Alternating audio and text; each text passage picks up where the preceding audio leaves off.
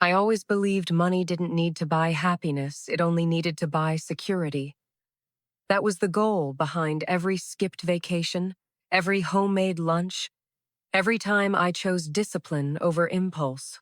My life in Flagstaff, Arizona was simple. A small two-bedroom house with creaky floors, a dented 2008 Toyota parked out front, mornings that began with coffee, oatmeal, and a quick glance at my bank account. Each day I watched the numbers rise slowly, steadily, until they reached 113, 0. To me, that number wasn't luxury. It was proof I had done something right. It meant that one flat tire or one layoff couldn't end me. I trusted the systems that held it, and I trusted the family who would never dream of touching it. What I didn't realize was how fragile trust could be, and how one weekend would turn that hard-earned security into a balance of 0. Every June, my family made the same trip to Lake Powell. It was a tradition that had survived the years, even as the closeness we once shared thinned out like old fabric. The cabin, built by my grandfather, always smelled faintly of pine and lake water, its deck lined with folding chairs that never seemed sturdy enough. We grilled too much food, played half-organized relay games, and retold the same stories until they lost their shine. On the surface, it looked like bonding. In reality, it was a performance, an annual reminder that family ties can fray but still hold just enough to pull you back. Ellis, my older brother, thrived in these settings. He was the loudest, the most carefree, the one who could command attention without even trying. Growing up, he was the boy who turned every mistake into a joke, every failure into a story that somehow left people laughing instead of judging. That charm carried him into adulthood, though not into stability. He bounced between jobs, picked up side hustles that never stuck, and always seemed to land on his feet without ever looking at the ground beneath him. Our parents excused his recklessness as just Ellis being Ellis, a phrase that covered everything from missed rent payments to late-night phone calls asking for help. Delaney, his wife, entered the picture later. And at first, she seemed like the steady counterpart he desperately needed. She was polished in a way that felt practiced, perfectly styled hair, oversized sunglasses, and a breezy laugh that never reached her eyes. She knew how to walk into a room and make it look like she belonged there, even if she didn't. At reunions, she played her part well, handing out compliments like party favors. But when her eyes lingered too long on the details, my watch, my nails, the way I poured wine, I felt a scrutiny that went beyond casual observation. It was as if she were taking notes, learning me piece by piece. Compared to them, I was plain. My life in Flagstaff was measured, disciplined, and if you asked Ellis, boring. A two-bedroom house with creaky floors, a 2008 Toyota with a dent in the bumper, and mornings built around oatmeal and coffee didn't inspire awe. But to me, they were proof of stability, proof that discipline mattered. Every skipped vacation, every homemade meal, every secondhand chair was an investment in something bigger: security. I didn't need shiny cars or luxury handbags to feel grounded. I needed to know that if the world tilted, I wouldn't fall. That contrast was never lost on my family. Around the dinner table, Ellis would grin wide, his laughter filling the room as he poked fun at my so-called monk lifestyle. He'd ask if I'd taken a vow of silence, or if I was just allergic to fun. Delaney would smile beside him, her hand brushing his arm, her eyes darting back to me with that same curious glint. My parents laughed politely, half embarrassed, half indulgent, but never once defended me. To them, I was the dependable one, the one who didn't need attention or protection. I was invisible, unless my discipline served someone else. Even in the kitchen, the divide showed. Mom would mutter under her breath about too many dirty dishes or the endless organizing that came with hosting, but her tone softened whenever Ellis wandered in, beer in hand, offering nothing more than a wink and a crooked grin.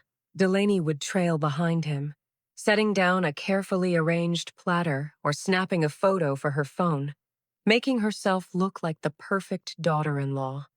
I stayed at the counter, slicing watermelon, cleaning up spills, filling in the gaps they left. Those details, the laughter too loud, the glances too sharp, the silence too heavy, were small warnings I ignored.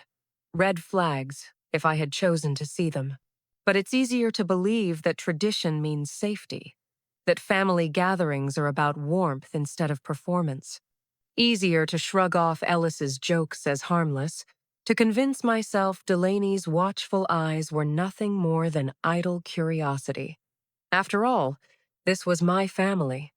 These were the people I trusted without question, the ones I believed would never cross certain lines.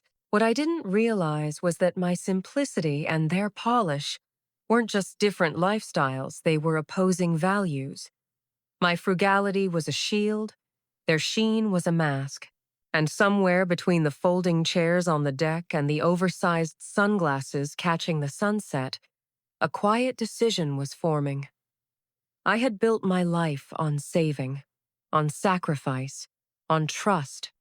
They had built theirs on charm, appearances, and shortcuts. It was only a matter of time before those worlds collided. The morning after Ellis and Delaney arrived at the reunion, the cabin felt unusually quiet. Most of the family had gone out on the lake or slipped into afternoon naps, leaving me in the kitchen nursing a cup of coffee. Delaney appeared in the doorway, her sundress replaced by worn sneakers and a ponytail that looked deliberately casual. She asked if I wanted to walk the trail by the water. I agreed, mostly out of politeness, though something in her voice hinted that this wasn't just about exercise. We walked for a while in silence, the gravel crunching under our shoes, the lake glinting through the trees. Then she stopped abruptly. Her eyes glossed with tears as she whispered, "I'm pregnant." I froze, unsure how to respond, before finally stammering, "Wow, congratulations." But her half-laugh told me this wasn't good news. "We're broke," she admitted, voice cracking. Ellis lost his job. The car was repossessed. Rent is months behind. I'm scared. I felt a knot tighten in my chest. Before I could stop myself, I said, "I can help." She shook her head quickly, insisting she wasn't asking for anything, but we both knew she was. That night, I lay awake doing what I always did, calculating. How much could I give without disrupting my careful balance? 5,000, maybe? 5 wouldn't break me. I could cover that and still have more than 100 grand saved. It seemed like nothing compared to what they were facing, compared to a baby's needs. Still, something about the timing nagged at me. Why confess to me and not her own parents? Why now, during a family reunion, when emotions run high and wallets are within reach? I pushed the thoughts aside. It felt cruel to question her sincerity. Was it betrayal to suspect family? The next morning, I came downstairs earlier than usual. The house was quiet, no one else up yet. But in the kitchen, Delaney was seated at the table with my laptop open in front of her. She looked up too fast when I walked in, her fingers frozen on the trackpad. "Oh, sorry," she said lightly. "My phone died overnight. I was just checking the weather." The explanation made sense on the surface, but something in her eyes too wide, too bright, didn't match her casual tone. I nodded, choosing not to press it. "Sure, no problem."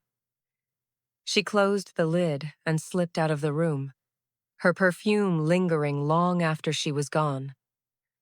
I stood there, staring at the laptop, realizing I couldn't remember leaving it open. Normally, I logged out of everything, shut it tight, kept it neat. Why had I been careless this time? Later that morning, I changed my banking password. It was a quick fix, something I told myself was enough. But I didn't reset the security questions. I didn't enable two-factor authentication. I didn't even log out of all devices. To go further felt paranoid, and paranoia toward your own family felt like betrayal. So I brushed it aside, convincing myself I was being ridiculous. At dinner that night, Ellis leaned across the table, his grin sharp. "So, Roan, how's the spreadsheet life treating you? Still counting pennies while the rest of us live?" His voice was teasing, but there was an edge to it, something sharper than before. Mom laughed politely, Dad cleared his throat, and Delaney reached for the serving bowl with a smile that didn't touch her eyes. I forced a laugh of my own, though inside my pulse quickened. The red flags were there, the lingering stares, the too curious questions, the sudden confessions, but I ignored them. It was easier to believe I was imagining things than to accept that my own brother and his wife might be circling my discipline like predators. I kept telling myself family doesn't cross those lines, that suspicion itself was a kind of disloyalty. Yet as I lay in bed, staring at the ceiling, the same thought returned again and again. 5,000 wouldn't hurt. 5,000 could keep them afloat, ease their fear, protect an unborn child. What's the point of saving if you can't use it to help? That was the argument I whispered to myself in the dark, the one that allowed me to fall asleep. I didn't realize, not yet, that while I was rationalizing a gift, they were planning something far greater. I thought I was choosing generosity. In truth, I was already being tested, my boundaries pushed, my trust measured. And in the silence of that cabin, with the lake glistening under the summer sun, the first cracks in my security had already begun to split open. Monday morning started like any other. I fed the neighbor's cat, brewed a cup of coffee, and sat at the kitchen table with the same quiet ritual I'd kept for years. The gray light outside the window made the world feel slower, safer. I opened my laptop, half thinking about whether 5,000 would be too much or too little to help Ellis and Delaney. Then I logged into my account. The number on the screen stopped my breath. 0. I blinked, refreshed the page, waited. Still 0. My hand trembled, the coffee mug shaking hard enough to spill across the table. The room seemed to tilt, my stomach hollowing out. I had spent years watching those numbers climb, dollar by dollar, until they reached 113,000. And in an instant, it was all gone. My first thought was glitch. Maybe the site was down. Maybe I'd logged into the wrong account. I checked again, re-entered my password, tried from my phone. Each time, the same brutal answer: 0. The ordinary sounds of the house, the hum of the refrigerator, the faint tick of the clock felt cruelly unchanged, as if the world didn't care that mine had just collapsed. I dialed customer service with fingers that didn't feel like mine. A chipper voice answered. "Thank you for calling Western Oak Credit Union. How can I help you today?" "This is Rowan Hale," I said, trying to keep steady. "My savings account is showing a 0 balance. That's not possible." There was a pause, then a softer voice. "Let me pull up your file. Can you verify your full name and the last 4 digits of your social?" I rattled them off. Another pause. "I'm seeing a series of outgoing transfers from Friday night through Sunday," she said carefully, "all totaling 113,000. My throat went dry. "Where did it go?" Several external accounts, she replied. I'll email you the transaction list. The email landed before we even hung up. My eyes raced through the numbers. 18, 500, 12, 0, 22, 0. Each one another blow. Then I saw the names on the receiving accounts. Delaney R. Hale, Ellis J. Hale. The room spun. My brother, his wife, the same people who had hugged me goodbye at the cabin less than 24 hours ago. The same people who joked about my monk lifestyle, who told me I'd bounce back from anything. They had used my trust like a spare key, slipped into the vault I had built out of discipline and sacrifice, and emptied it clean. I sat in silence for a long time, staring at the screen. The air in the kitchen grew heavy, pressing against my chest. I thought of the years behind that number, skipped dinners out, secondhand furniture, worn-out shoes. Every quiet no, I'd whispered to myself, all of it reduced to nothing by two people who shared my last name. Grief hit first, hot and suffocating. Then anger, sharp and cold. And beneath it all, clarity. There was no misunderstanding here. They hadn't stumbled, they hadn't borrowed. They had stolen, deliberately, from the one person who had always stood between them and collapse. I packed a small overnight bag without thinking, my movements stiff and mechanical. A toothbrush, a change of clothes, my phone charger. I locked the door behind me and got in the car. The old Toyota coughing as it started. The highway stretched ahead, familiar miles blurring into something dangerous. Phoenix. I knew their apartment. I had been there once, months ago, when things still felt normal. Sun-bleached siding, sagging balconies, uneven mailboxes out front. I remembered pretending it was charming. Now, all I could see was the place where my life's work had been siphoned away. As I drove, my thoughts circled tight. I replayed Delaney's trembling voice on the trail, her confession of pregnancy, her carefully timed tears. I remembered Ellis leaning across the table, grin too sharp, calling me a penny counter. I remembered the laptop open when it shouldn't have been. Each piece fell into place, painting a picture I hadn't wanted to see. By the time I reached the city, my pulse had steadied into something else, not panic, not despair, but resolve. The betrayal had been personal, yes, but it was also financial, criminal, undeniable. They had left fingerprints all over the theft. My savings might be gone, but my clarity wasn't. I pulled into their complex, parked, and sat for a moment with the engine off. The sun beat down on the cracked asphalt, heat rising in waves. My hands gripped the steering wheel, then released. I wasn't walking in as the quiet sibling anymore, the one they teased and overlooked. I was walking in as someone who had lost everything and finally understood what had to come next. The confrontation was inevitable. And this time, I wasn't going to stay silent. The complex looked even cheaper than I remembered: sun-bleached siding, a sagging balcony, and mailboxes leaning at odd angles like crooked teeth. I climbed the stairs slowly, my overnight bag hanging heavy at my side, though it was nothing compared to the weight in my chest. I knocked once, then again. Ellis opened the door in basketball shorts, barefoot, holding a half-empty bottle of orange soda. He grinned like this was just another casual visit. "Rowan," he said, stretching my name like it was a joke. "Didn't expect to see you today. Everything okay?" I didn't answer. I walked past him into the apartment, the air thick with stale energy drinks and detergent. Delaney was on the couch scrolling through her phone.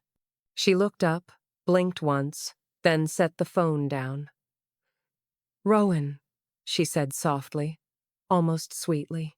"I know," I said. My voice was flat, steady, not raised in anger but sharpened by clarity. The room stilled. Ellis shut the door behind me, his grin faltering but not disappearing.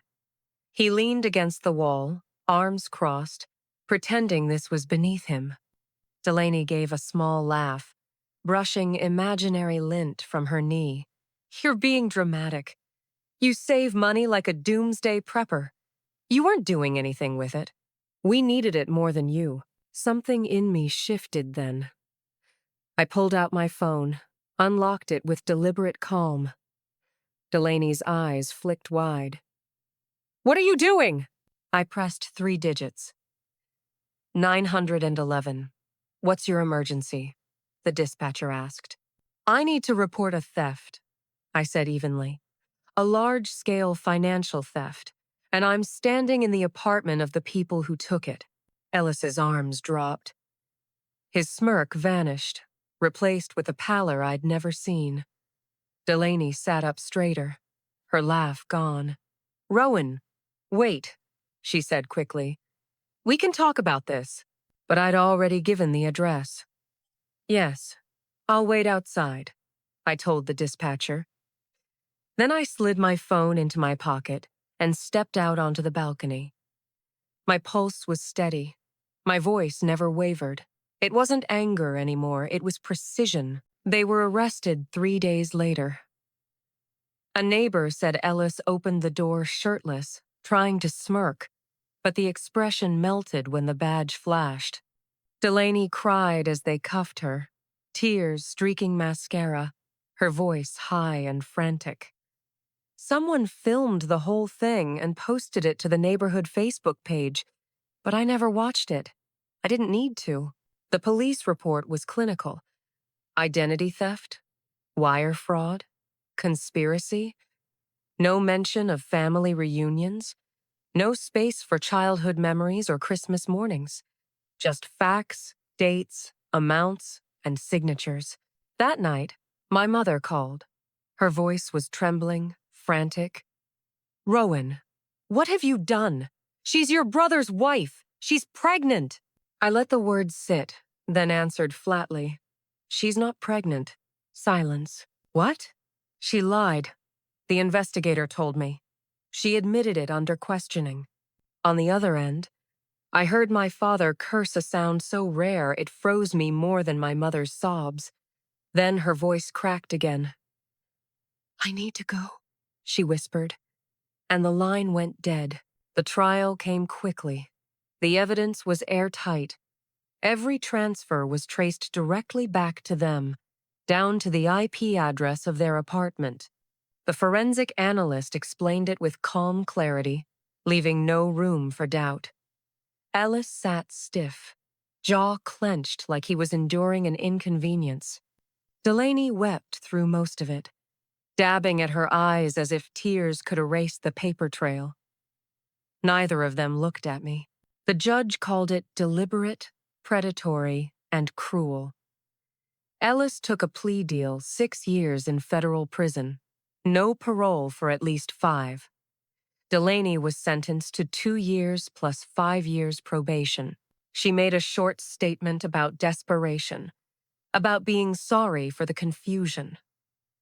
But she never once said my name, never once apologized. Through asset seizure, I recovered $71,000.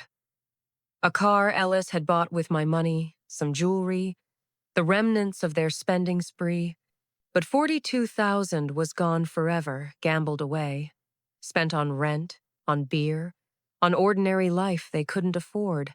Walking out of the courthouse, there was no triumph, no applause, just the sound of my shoes on cold concrete and the bite of January air against my skin. My parents didn't come. My phone didn't buzz with messages of support.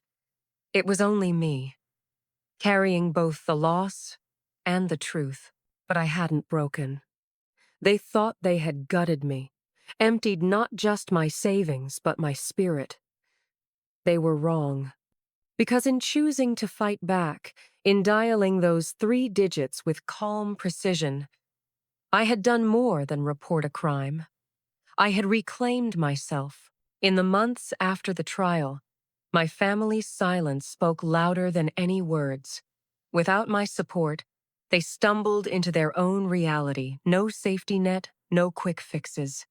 For me, the collapse became the beginning of something new. I rebuilt my security with stronger systems, new banks, and safeguards no one could breach. But it wasn't just about money anymore.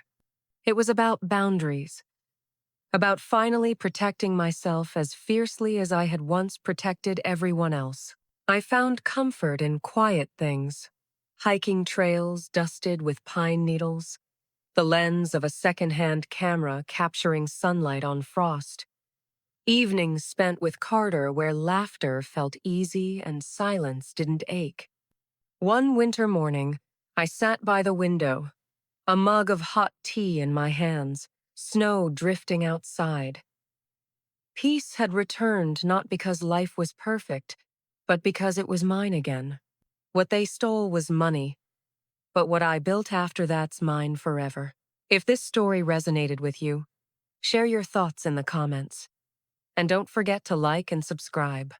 There are more stories of resilience, justice, and healing waiting here because sometimes the ending is just the start of something stronger.